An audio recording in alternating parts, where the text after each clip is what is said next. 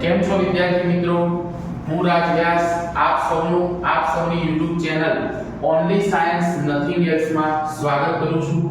વિદ્યાર્થી મિત્રો, આજે આપણે ધોરણ 10 ની આવનારી બોર્ડની પરીક્ષા માટે ફિઝિક્સના ચેપ્ટરની અંદર ચેપ્ટર નંબર 11 વિદ્યુતનું ક્વિક રિવિઝન કરવા જઈ રહ્યા છીએ. તો વિદ્યાર્થી મિત્રો, વધારે સમય ન બગાડતા ચલો આપણે રિવિઝન સ્ટાર્ટ કરીએ. હવે વિદ્યાર્થી મિત્રો, વિદ્યુતની અંદર સૌથી પહેલા બોર્ડની પરીક્ષામાં સેક્શન બી અને સેક્શન સી ની અંદર પ્રશ્નો એટલે કે 2 માર્ક અને 3 માર્કના સેક્શનમાં એના પ્રશ્નો પૂછાતા હોય છે. તો ગયા વર્ષે પૂછાયેલા કેટલાક ટોપિકમાંથી હું તમને જ્યારે ટોપિક આવશે ત્યારે તમને રિકોલ કરાવીશ કે ભાઈ આ વસ્તુ ગયા વર્ષે બોર્ડની પરીક્ષામાં પૂછાઈ અને આવતા આ વર્ષના પેપરમાં તમારે કયા પ્રશ્નો ઉપર વધારે ધ્યાન આપવું એની આગળ પાછળના પ્રશ્નોમાં ખાસ ધ્યાન આપવું અને બીજા મોસ્ટ આઈએમપી પ્રશ્નોની આજે આપણે ડિટેલમાં અહીંયા ચર્ચા કરીશું. તો વિદ્યાર્થી મિત્રો, સૌથી પહેલા ચેપ્ટર નંબર 11 વિદ્યુતની અંદર વિદ્યુત પ્રવાહની વ્યાખ્યા આપી તેનું સૂત્ર અને એકમ જણાવો. આ પ્રશ્ન બોર્ડની અગાઉની પરીક્ષામાં વિદ્યાર્થી મિત્રો પૂછાઈ ગયો છે. તો સૌથી પહેલા બેટા આપણે વાત કરીએ વિદ્યુત પ્રવાહ એટલે શું. તો વિદ્યુત પ્રવાહ એટલે એકમ સમયમાં વાહકના આડછેદમાંથી પસાર થતા વિદ્યુત ભારના ચોખ્ખા જથ્થાને વિદ્યુત પ્રવાહ કહે છે. એકમ સમયમાં વાહકના આડછેદમાંથી પસાર થતા વિદ્યુત ભારના ચોખ્ખા જથ્થાને વિદ્યુત પ્રવાહ કહે છે. વિદ્યાર્થી મિત્રો, આ ચેપ્ટરની અંદર વ્યાખ્યા યાદ રાખવા માટે તમે સૂત્રની મદદ પણ લઈ શકો છો. I = Q/T સૂત્ર ઉપરથી બાળકો વધારે ઈઝી રીતે વ્યાખ્યા યાદ કરી શકાય. જ્યારે પણ વ્યાખ્યાની અંદર જે પણ રાશિ છેદમાં હોય એની આગળ બેટા હંમેશા એકમ શબ્દ આવશે.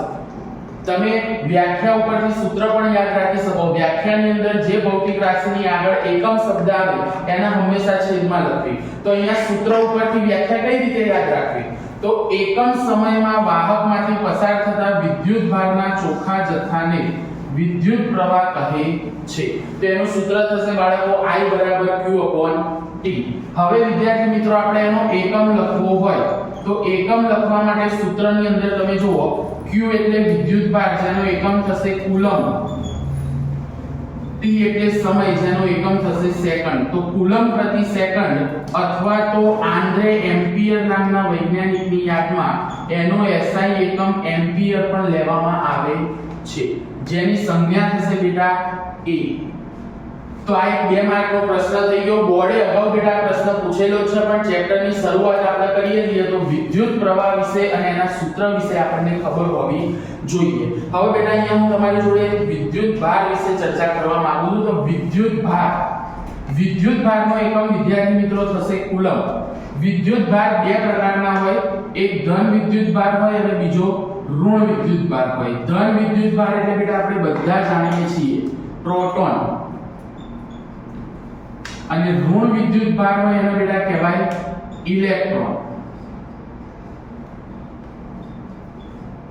પ્રોટોનને P+ સંજ્ઞા વડે દર્શાવીશું, ઇલેક્ટ્રોનને E- વડે દર્શાવીશું.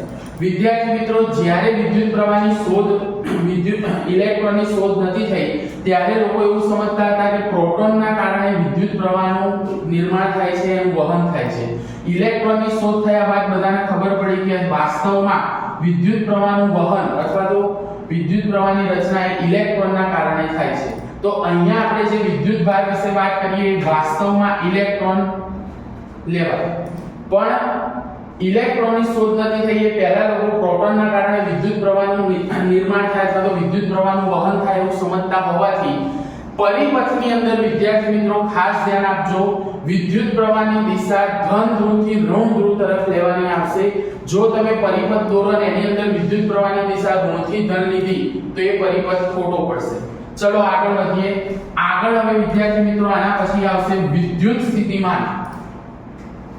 વિદ્યુત સ્થિતિમાન વિદ્યાર્થી મિત્રો આ વર્ષ માટે મોસ્ટ આઈએમપી ટોપિક કહી શકાય. વિદ્યુત સ્થિતિમાન વિદ્યાર્થી મિત્રો V વડે દર્શાવવામાં આવે છે. વિદ્યુત સ્થિતિમાનની વ્યાખ્યા જોઈએ તો એકમ વિદ્યુત ભારને વિદ્યુત ક્ષેત્રના એક બિંદુથી બીજા બિંદુ સુધી લઈ જવા માટે કરવા પડતા કાર્યને વિદ્યુત સ્થિતિમાન કહે છે.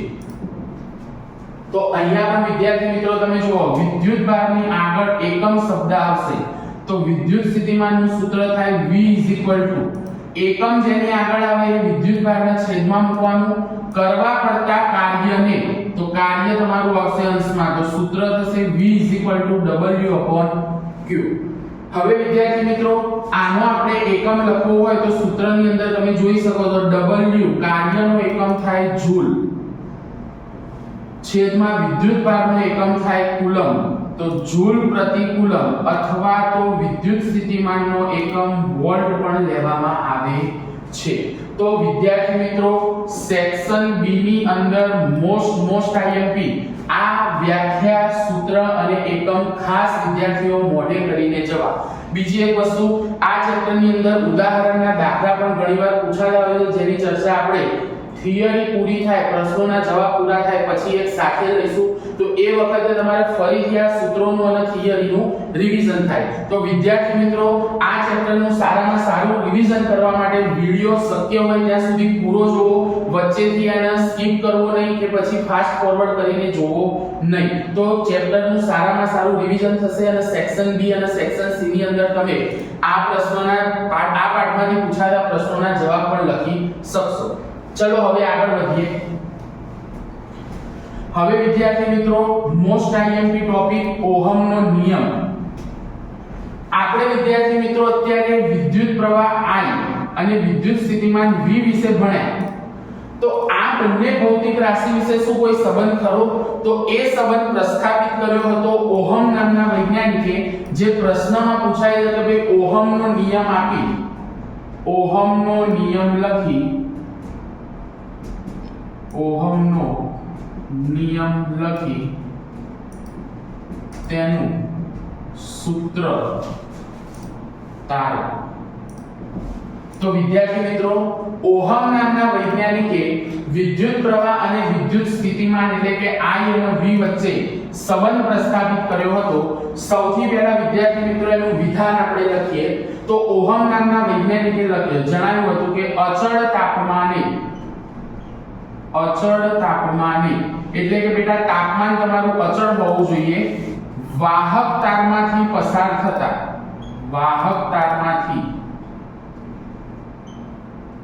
પસાર થતા વિદ્યુત પ્રવાહનું મૂલ્ય તેના બે છેડે લાગુ પાડેલા વિદ્યુત સ્થિતિમાનના તફાવતના સમપ્રમાણમાં હોય છે. તો વિદ્યાર્થી મિત્રો આ થઈ ગયું ઓહમના નિયમનું સ્ટેટમેન્ટ વિધાન. અચળ તાપમાને વાહક તારમાંથી પસાર થતા વિદ્યુત પ્રવાહનું મૂલ્ય એ તેના બે છેડે લાગુ પાડેલા વિદ્યુત સ્થિતિમાનના તફાવતના સમપ્રમાણમાં હોય છે. હવે બેટા આને સંજ્ઞા સ્વરૂપે લખવું હોય તો V ચલે છે I. આ જે સંજ્ઞા છે બેટા એને સપ્રમાણતાની નિશાની કહેવાય. V સપ્રમાણતાની નિશાની દૂર કરશો તો આવશે IR, જ્યાં R બરાબર સપ્રમાણતા અચળાંક, જે તમે સૌ બધા જ જાણો છો કે ભાઈ R ને શું કહેવાશે તો અવરોધ. હવે વિદ્યાર્થી મિત્રો અહીંયા r ને તમે સૂત્રનો કરતા બનાવો તો i છેદમાં જાય તો v/i આ એનું બેટા ગાણિતિક સ્વરૂપ થયું. હવે r નો આપણે એકમ લખવો હોય તો તમે સૂત્રમાં જુઓ v નો એકમ થશે વોલ્ટ પ્રતિ i નો એકમ થશે એમ્પિયર અથવા તો એ સિવાય તમારે અવરોધનો એકમ લખવો હોય તો ઓહમ જેની સંજ્ઞા આ પ્રમાણે થશે ઓમેગા. તો વિદ્યાર્થી મિત્રો 2 માર્કની અંદર આ પ્રશ્ન પણ તમને પૂછાવાની સંભાવના છે. ઓહમનો નિયમ લખી તેનું સૂત્ર અથવા તો ગાણિતિક સ્વરૂપ કાઢો. તો દરેક વિદ્યાર્થીને ભાઈ એનો સ્ક્રીનશોટ લેવો હોય તો લઈ શકો છો. ચલો હવે આપણે આગળ વધીએ. હવે વિદ્યાર્થી મિત્રો આપણે જે અવરોધ વિશે ભણ્યા છીએ એ અવરોધનું મૂલ્ય કઈ બાબતો ઉપર આધાર રાખશે એના વિશે હવે આપણે ચર્ચા કરીએ. તો વિદ્યાર્થી મિત્રો અહીંયા હું એક વાહકતા લઉં છું. વાહકતાના આડછેદને વિદ્યાર્થીઓ આ રીતે આપણે બોર્ડ ઉપર દોરીને સમજીએ.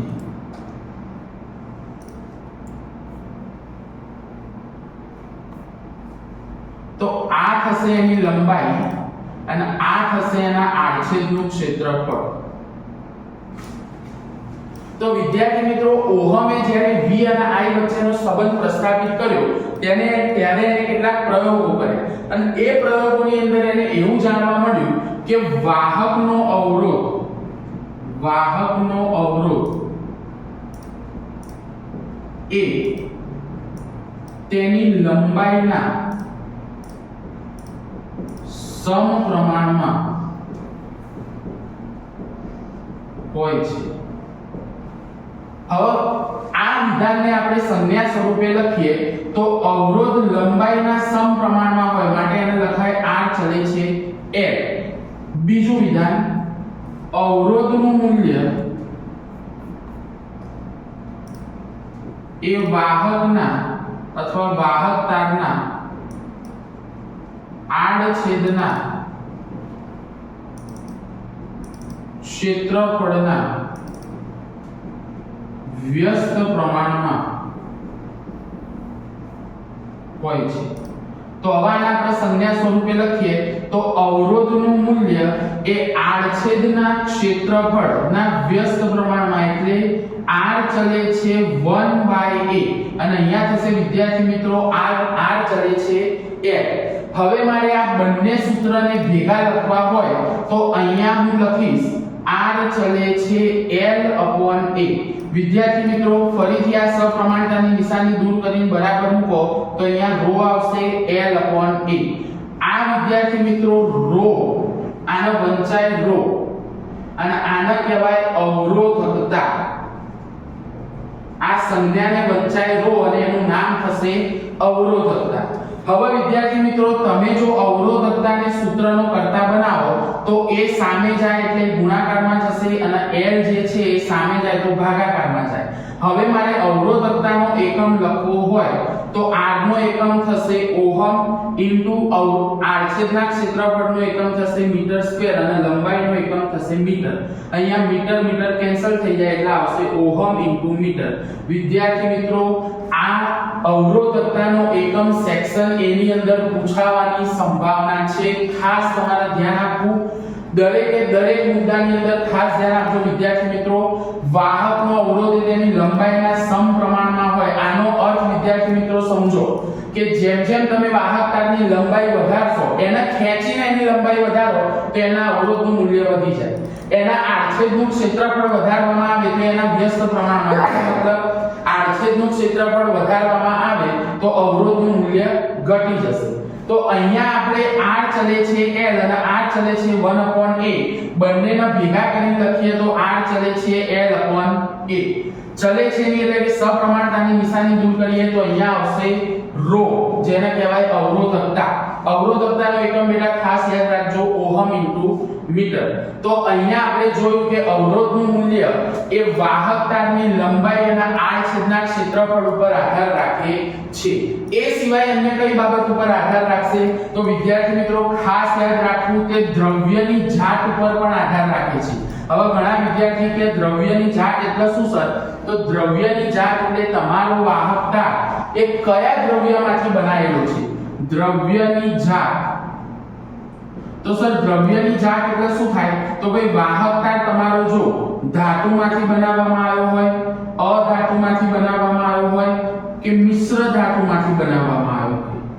જો ધાતુમાંથી બનાવવામાં આવ્યો હોય તો એના અવરોધનું મૂલ્ય ખૂબ જ ઓછું હોય। અધાતુમાંથી બનાવ્યો હોય તો એનો અવરોધ ખૂબ જ વધારે હોય અને મિશ્ર ધાતુમાંથી અવરોધ બનાવવામાં આવ્યો હોય તો અવરોધનું મૂલ્ય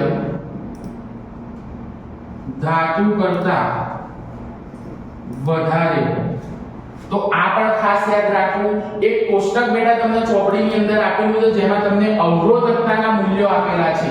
અવરોધકતાનું મૂલ્ય એ હંમેશા R સાથે સમપ્રમાણમાં હોય એટલે કે તમારો R વધશે તો અવરોધકતા વધશે। હમણાં જ બેટા આપણે સૂત્ર જોયું R ચલે છે ρ * L/A। તો અહીંયા તમે જોઈ શકો છો અવરોધકતા અને R બંને એકબીજાના સમપ્રમાણમાં છે। તો અહીંયા ρ નું મૂલ્ય એ R સાથે સમપ્રમાણમાં હોવાથી R વધે તો અવરોધકતા પણ વધે। આમ તમારો R જે છે એ દ્રવ્યની જાત પર આધાર રાખે। ફરીથી એકવાર બેટા ધાતુ હોય એનો અવરોધ ખૂબ જ ઓછો હોય એટલે જ મોટા ભાગે વાહકતાની અંદર આપણે ધાતુનો ઉપયોગ કરીશું। તમે કોઈ પણ જગ્યાએ જુઓ તો વાહકતા શેમાંથી બનાવવામાં આવતા હોય તો તાંબુ। કેમ તો તાંબાની વિદ્યુત વાહકતા ખૂબ જ વધારે છે પ્લસ એની જે તણાવ ક્ષમતા હોય એ પણ ખૂબ જ વધારે હોય એટલે એને આપણે તાણીને તાર બનાવી શકીએ છીએ। ચલો વિદ્યાર્થી મિત્રો હવે આગળ અવરોધનું મૂલ્ય કઈ કઈ બાબતો ઉપર આધાર રાખે છે જોયા પછી હવે વિદ્યાર્થી મિત્રો ચેપ્ટરની અંદર આગળ અવરોધોના જોડાણ વિશેનો ટોપિક। આ બે જોડાણ વિદ્યાર્થી મિત્રો મોસ્ટ આઈએમપી છે। આનું ખાસ રિવિઝન કરજો અને બને ત્યાં સુધી 2 થી 3 વાર આની સૂત્ર તારવવાની પ્રેક્ટિસ તમારે આ 2 દિવસની રજામાં ખાસ કરવી। તો સૌથી પહેલા વિદ્યાર્થી મિત્રો આપણે જોઈએ અવરોધોનું શ્રેણી જોડાણ। વિદ્યાર્થી મિત્રો અવરોધોનું શ્રેણી જોડાણ જોઈએ એ પહેલા હું બોર્ડ ઉપર તમને એક સાદો પરિપથ દોરીને બતાવું છું। પરિપથની સંજ્ઞાઓનો પ્રશ્ન વિદ્યાર્થી મિત્રો ગયા વર્ષે એટલે કે 2024 માં બોર્ડે પૂછેલો છે એટલે આ વર્ષે સંજ્ઞાઓ પૂછાવાની સંભાવના નહીવત કહી શકાય પણ આપણને એક સાદો પરિપથ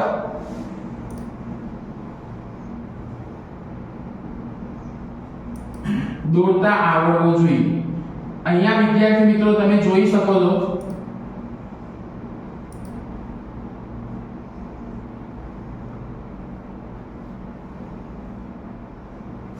આપણે એક સાદો પરિપથ લીધો છે। આ જે સંજ્ઞા છે વિદ્યાર્થી મિત્રો એને કહીશું આપણે બેટરી।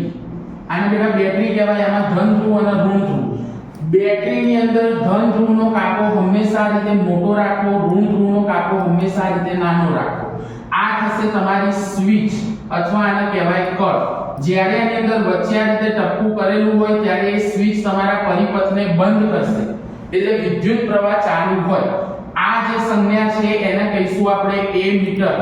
A મીટરનો ઉપયોગ બેટા ખાસ યાદ રાખજો વિદ્યુત પ્રવાહનું મૂલ્ય માપવા માટે। શેનું મૂલ્ય માપવા માટે? વિદ્યુત પ્રવાહનું મૂલ્ય માપવા માટે। અને A મીટરને હંમેશા બેટરી સાથે શ્રેણીમાં જોડવામાં આવે છે। જો વિદ્યાર્થી મિત્રો કેટલાક ટોપિક હું અમુક ટોપિકની સાથે લઉં છું એનું કારણ છે જો વધારે ડિટેલમાં ચર્ચા કરવા જઈએ વિડિયોની લેન્થ વધી જાય। આપણે બોર્ડની પરીક્ષા માટે આઈએમપી વસ્તુઓનો અત્યારે કરવાનું છે। ટૂંક સમયમાં એપ્રિલ મહિના પછી આ જ ચેનલ ઉપર આપણે ધોરણ 10 નો વિજ્ઞાન વિષયનો સંપૂર્ણ અભ્યાસક્રમના વિડિયો આની ઉપર મૂકીશું। તો એ વખતે તમારા કોઈ પણ રિલેટિવના અથવા તમારા ભાઈ બહેન કે કોઈ પણ 10મા ધોરણમાં આવતા હોય તો તમે એના ચેનલ માટે સજેશન આપી શકો છો। ધોરણ 10 નો સંપૂર્ણ અભ્યાસક્રમ વિજ્ઞાન વિષયનો આ ચેનલ ઉપર એપ્રિલ મહિના પછી ધીરે ધીરે સ્ટેપ બાય સ્ટેપ મૂકવામાં આવશે. તો ચેનલ સાથે જોડાયેલા રહેજો, તો તમને પણ ભવિષ્યમાં ફાયદો થશે. તમારી સાથે જોડાયેલા તમારા ભાઈ બહેનો હોય કે આડોશ પાડોશમાં ધોરણ 10 માં ભણતા બાળકો હોય તો એમને આ ચેનલ વિશે માહિતી આપો અને એમને જોડાવા માટે વાત કરો. ચલો હવે બેટા અહીંયા આપણે જોઈએ છે કે ભાઈ આ સાદા પરિપથની અંદર આ જે સંજ્ઞા છે બેટા એ બલ્બની સંજ્ઞા છે. હવે અહીંયા મેં હમણાં જ કીધું હતું વિદ્યુત પ્રવાહની દિશા પરિપથમાં દર્શાવવા માટે ધન ધ્રુવથી ઋણ ધ્રુવ તરફ હંમેશા વિદ્યુત પ્રવાહની દિશા દર્શાવવી. ધન ધ્રુવથી ઋણ ધ્રુવ તરફ જે પ્રવાહ હોય બેટા એનું નામ છે રૈવાજિક પ્રવાહ. આ પણ પ્રશ્ન પરીક્ષામાં પૂછાઈ શકે કે રૈવાજિક પ્રવાહની દિશા બેટરીના ખાલી જગ્યા છેડેથી ખાલી જગ્યા છેડા તરફની હોય છે. તો રૈવાજિક પ્રવાહ હોય તો ધન છેડાથી ઋણ છેડા તરફ વિદ્યુત પ્રવાહની દિશા હોય. આ ચલાવવાનું કારણ એ હતું કે અવરોધોના શ્રેણી જોડાણની અંદર હમણાં આપણે એક પરિપથ દોરીશું તો એની અંદર કેટલીક સંજ્ઞા તમને ખબર હોવી જોઈએ. હવે અહીંયા હું અવરોધની સંજ્ઞા દોરું છું તો અવરોધની સંજ્ઞા બેટા આ પ્રમાણે થાય. એ જ રીતે બીજી એક સંજ્ઞા થશે જેની અંદર આ રીતે અવરોધની સંજ્ઞામાં તીર મારેલું હોય જેને કહેવાય ચલિત અવરોધ. ચલિત અવરોધ એટલે એવો અવરોધ કે જેનું મૂલ્ય બદલી શકાય છે. અવરોધનું મૂલ્ય બદલવા માટે અથવા તો અવરોધનું મૂલ્ય માપવા માટે જે સાધન હોય એને બેટા કહેવાય રિયોસ્ટેટ. યાદ રાખજો, એક માર્કની અંદર આ પ્રશ્ન પણ પૂછાઈ શકે. અવરોધનું મૂલ્ય તમારે બદલવું હોય, ચલિત અવરોધ હોય તો સર એનું મૂલ્ય કઈ રીતે બદલી શકીએ? તો રિયોસ્ટેટ નામનું સાધન હોય એની મદદથી આપણે અવરોધનું મૂલ્ય બદલી શકીએ છીએ. ચલો હવે એક સંજ્ઞા વિદ્યાર્થી મિત્રો બાકી છે એના વિશે આપણે ચર્ચા કરી લઈએ. વોલ્ટમીટર એટલે એના ખોટું ના લાગે. વોલ્ટમીટરની સંજ્ઞા થશે આ રીતે VR. હવે વોલ્ટમીટરનો ઉપયોગ શું થાય? તો વિદ્યુત સ્થિતિમાનનો તફાવત માપવા અથવા વિદ્યુત સ્થિતિમાનનું મૂલ્ય માપવા. બેટરી હોય ભાઈ, બેટરીના વોલ્ટેજ માપવા હોય તો તમારે તેને બેટરી સાથે સમાંતર જોડવું. વોલ્ટમીટરના વિદ્યાર્થી મિત્રો હંમેશા બેટરી સાથે કઈ રીતે જોડવામાં આવે? સમાંતર. તો ચલો હવે આપણે અવરોધોના શ્રેણી જોડાણ અને તેનું સમતુલ્ય અવરોધ તારવવાના સૂત્ર વિશે ચર્ચા કરીએ. અવરોધોના શ્રેણી જોડાણ જ્યારે પણ પૂછાય ત્યારે વિદ્યાર્થી મિત્રો સૌથી પહેલા તમારે આ પ્રકારે એક વિદ્યુત પરિપથ દોરવાનો જેની અંદર તમારે 3 અવરોધ દર્શાવવા.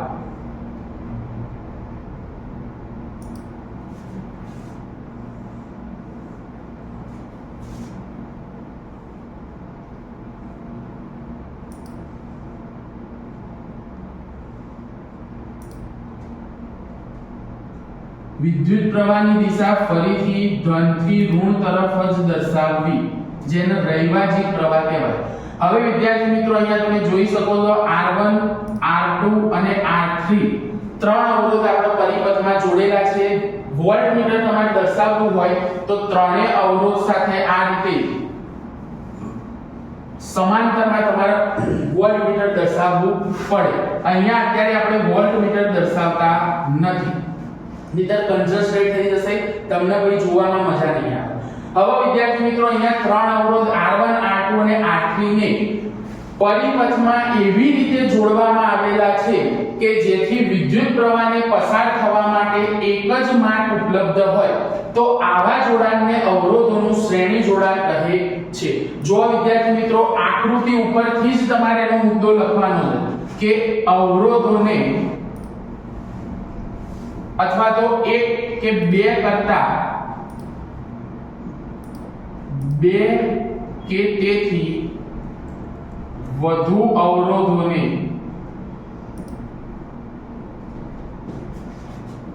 પરિપથમાં બે બિંદુઓ વચ્ચે એવી રીતે જોડવામાં આવે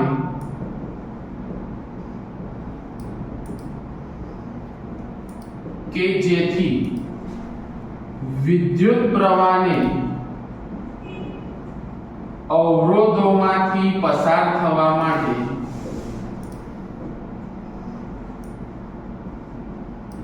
એક જ માર્ગ ઉપલબ્ધ હોય. તો આવા જોડાણને અવરોધોનું શ્રેણી જોડાણ કહે છે। હવે વિદ્યાર્થી મિત્રો શ્રેણી જોડાણનું મેં આખું વિધાન અહીંયા બોર્ડ ઉપર લખેલું છે। સમાંતર જોડાણની અંદર આની અંદર કેટલાક શબ્દોમાં ફેરફાર કરીને આપણે સમાંતર જોડાણનું વિધાન બનાવી શકીએ।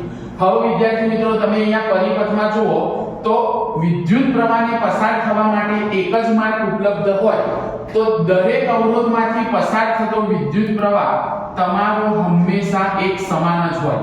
એટલે અહીંયા તમારે I એ રીતે લખવાનું। એના પછી દરેક અવરોધ પરનો વિદ્યુત સ્થિતિમાનનો તફાવત હોય અથવા તો એના જે વોલ્ટેજ હોય બેટા એ આની અંદર જુદા જુદા હોય। R1 અવરોધ પરનો વોલ્ટેજ V1 થાય, R2 અવરોધ પરનો વોલ્ટેજ V2 થાય અને R3 અવરોધ પરનો વોલ્ટેજ V3 થાય। હવે અહીંયા જે અલગ હોય એનો આપણે સરવાળો લઈશું તો અહીંયા કુલ વિદ્યુત સ્થિતિમાન તમારો થશે V V1 V2 V3 એના આપણો સમીકરણ નંબર 1। હવે V બરાબર IR મુજબ V1 થાય IR1, V2 થાય IR2 અને V3 થાય IR3। V1 V2 અને V3 ની કિંમત સમીકરણ 1 માં મૂકીએ તો V બરાબર લખાય IR, V1 બરાબર લખાય IR1, V2 બરાબર લખાય IR2, V3 બરાબર લખાય IR3। અહીંયાથી I કોમન કાઢો તો I બહાર નીકળશે તો અંદર રહેશે R1 R2 R3। I અહીંયા ઉડી જાય તો R બરાબર R1 R2 R3। શ્રેણી જોડાણના બેટા ઇંગ્લિશમાં કહેવાય સિરીઝ કનેક્શન। તો અહીંયા તમે RS વડે પણ આને દર્શાવી શકો છો। તો આ થઈ ગયું વિદ્યાર્થી મિત્રો શ્રેણી જોડાણના સમતુલ્ય અવરોધનું સૂત્ર। હવે વિદ્યાર્થીઓ કેટલાક ફેક્ટ્સ જે શ્રેણી જોડાણ સાથે જોડાયેલા છે એની અંદર ખાસ ધ્યાન આપવું। જ્યારે પણ બેટા તમે અવરોધોને શ્રેણીમાં જોડો ત્યારે એનો જે પરિણામી અવરોધ હોય એનું મૂલ્ય શ્રેણીમાં જોડેલા મોટામાં મોટા મૂલ્ય કરતા પણ વધારે જ હોય। અહીંયા હું તમને બે કિંમત લઈને બતાવું। ધારો કે R1 લઈએ 5 ઓહમ, R2 લઈએ 10 ઓહમ અને R3 લઈએ 15 ઓહમ। તો મોટામાં મોટો અવરોધ તમારો થશે 15 ઓહમ અને સમતુલ્ય અવરોધનું મૂલ્ય થશે ભાઈ 30 ઓહમ। તો તમે જોઈ શકો છો કે જ્યારે પણ અવરોધોને શ્રેણીમાં જોડવામાં આવે ત્યારે એના સમતુલ્ય અવરોધનું મૂલ્ય એ શ્રેણીમાં જોડેલા મોટામાં મોટા અવરોધ કરતા પણ વધારે થાય છે। આ વસ્તુનો બેટા ખાસ મગજમાં રાખવી। એટલે દાખલા ગણતી વખતે કદાચ કેલ્ક્યુલેશનમાં તમારે ભૂલ થાય તો એમાં તમને વાંધો આવે નહીં। હવે વિદ્યાર્થી મિત્રો આપણે સમાંતર જોડાણ વિશે વાત કરીએ। અવરોધોનું સમાંતર જોડાણ। તો સમાંતર જોડાણની અંદર પરિપથની અંદર બે કે તેથી વધારે અવરોધોને એવી રીતે જોડવામાં આવશે કે જેથી તેમાંથી પસાર થવા માટે વિદ્યુત પ્રવાહને એક કરતા વધારે માર્ગ ઉપલબ્ધ હોય તો એવા જોડાણને અવરોધોનું સમાંતર જોડાણ કહે છે। એની અંદર પણ આપણે સૌથી પહેલા પરિપથ લઈએ।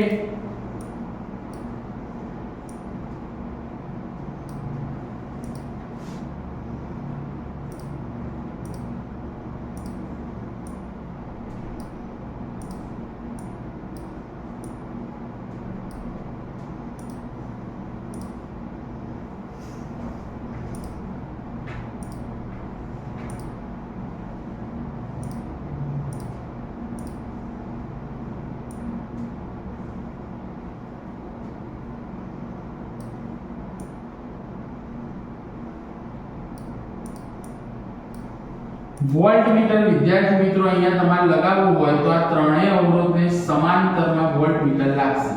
અહીં અવરોધ R1, R2 અને R3। વિદ્યુત પ્રવાહ અહીંયાથી ધનથી ઋણ છેડા તરફ તો અહીંયાથી તમે જોઈ શકો છો કે વિદ્યુત પ્રવાહની દિશા વેચાઈ જાય।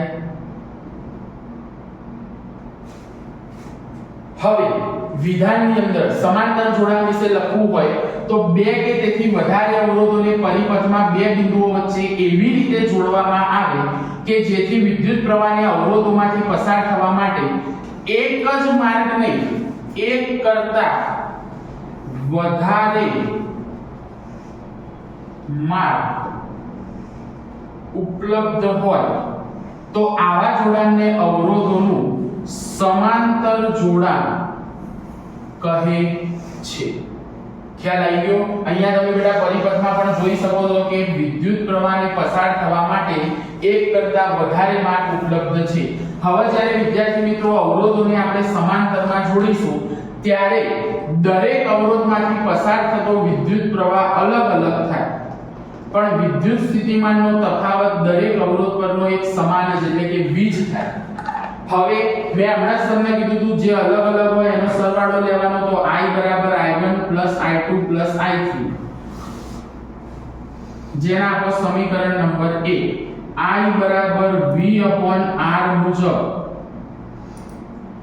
I1 V/R1, I2 V/R2, I3 V/R3. I1 I2 અને I3 ની કિંમત સમીકરણ 1 માં મૂકીએ તો V/R V/R1 V/R2 V/R3. અહીંયાથી બાળકો V કોમન નીકળશે તો અંદર રહેશે 1/R1 1/R2 1/R3. V cancel થઈ જશે તો અહીંયા થશે 1/R 1/R1 1/R2 1/R3. તો બાળકો આ થઈ ગયું અવરોધોના સમાંતર જોડાણનું સૂત્ર. સમતુલ્ય અવરોધ તમારા આ થશે 1/R. હવે વિદ્યાર્થી મિત્રો શ્રેણી જોડાણની અંદર આપણે એવું કીધું હતું કે સમતુલ્ય અવરોધનું મૂલ્ય પરિપથમાં જોડેલા મોટામાં મોટા અવરોધ કરતા મોટું હોય અથવા વધારે હોય. અહીંયા વિદ્યાર્થી મિત્રો સમતુલ્ય અવરોધનું મૂલ્ય પરિપથમાં જોડેલા નાનામાં નાના અવરોધ કરતા પણ ઓછું હોય. એના માટે પણ તમે કિંમત લઈને જોઈ શકો છો. ધારો કે આપણે R1 લઈએ 10, R2 લઈએ 15 અને R3 લઈએ 30. તો 10, 15 અને 30 નો લસા થશે 30. તો અહીંયા આવશે 3, અહીંયા આવશે 2 અને અહીંયા આવશે 1, છેદમાં આવશે 30. આ થયા ભાઈ 1/R. 1/R = 6/30. તો 6×5 = 30. તો તમે જુઓ R ની કિંમત આવશે 5 ઓહમ. તો સમતુલ્ય અવરોધનું મૂલ્ય પરિપથમાં જોડેલા નાનામાં નાના અવરોધ કરતા પણ નાનું આવશે. બીજી વસ્તુ બેટા સમાંતર જોડાણનો ફાયદો તમને કહી દઉં.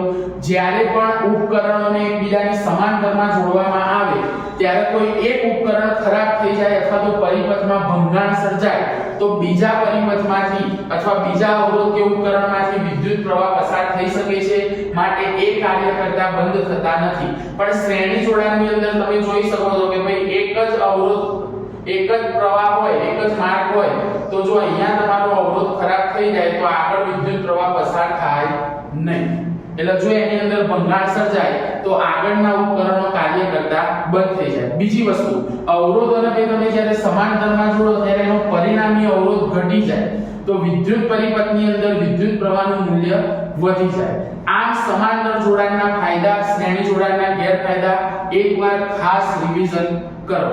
ચલો વિદ્યાર્થી મિત્રો, હવે અહીંયા શ્રેણી અને સમાંતર જોડાણ પૂરું થયું. ત્યાર પછી આપણે આગળ વધીએ તો વિદ્યુત પ્રવાહની તાપીય અસર. વિદ્યુત પ્રવાહની તાપીય અસરના વ્યવહારિક ઉપયોગો અને એના ઉદાહરણો ગયા વર્ષે એટલે કે 2024 ના બોર્ડના પેપરમાં વિદ્યાર્થી મિત્રો પૂછાઈ રહેલા છે. તો આ વર્ષે માટે દરેક વિદ્યાર્થીઓને ખાસ સલાહ કે ભાઈ તમે અવરોધોનું શ્રેણી અને સમાંતર જોડાણ તો ખાસ રિવિઝન કરીને જ જાઓ. અને વિદ્યુત પ્રવાહની તાપીય અસરની અંદર હું ડાયરેક્ટ વાત કરીશ જૂલનો નિયમ. તો વિદ્યાર્થી મિત્રો જૂલનો નિયમ કોને કહેવાય અને એનું ગાણિતિક સ્વરૂપ આ પણ પરીક્ષાની અંદર પૂછાઈ શકે. તો અહીંયા આપણે સૌથી પહેલા વાત કરીશું સૂત્રની H = I2RT. આ સૂત્રને બેટા કહેવાય જૂલનો નિયમ. હવે અહીંયા વિધાન કઈ રીતે લખવું તો બેટા H એટલે તમારી થશે ઉષ્મા ઊર્જા. તો ઉષ્મા ઊર્જા એ વાહકમાંથી પસાર થતા વિદ્યુત પ્રવાહના વર્ગના સમપ્રમાણમાં હોય. જો વિદ્યાર્થી મિત્રો ગાળાની અંદર આ વર્ષે 1 માર્કની અંદર પ્રશ્ન પૂછાયેલો છે કે વાહકમાંથી વિદ્યુત પ્રવાહ પસાર કરો તો ઉત્પન્ન થતી ઉષ્મા ઊર્જા એ ખાલી જગ્યાના વર્ગના સમપ્રમાણમાં હોય તો વિદ્યુત પ્રવાહના વર્ગના સમપ્રમાણમાં હોય, પછી અવરોધના મૂલ્યના અથવા તો અવરોધના સમપ્રમાણમાં હોય,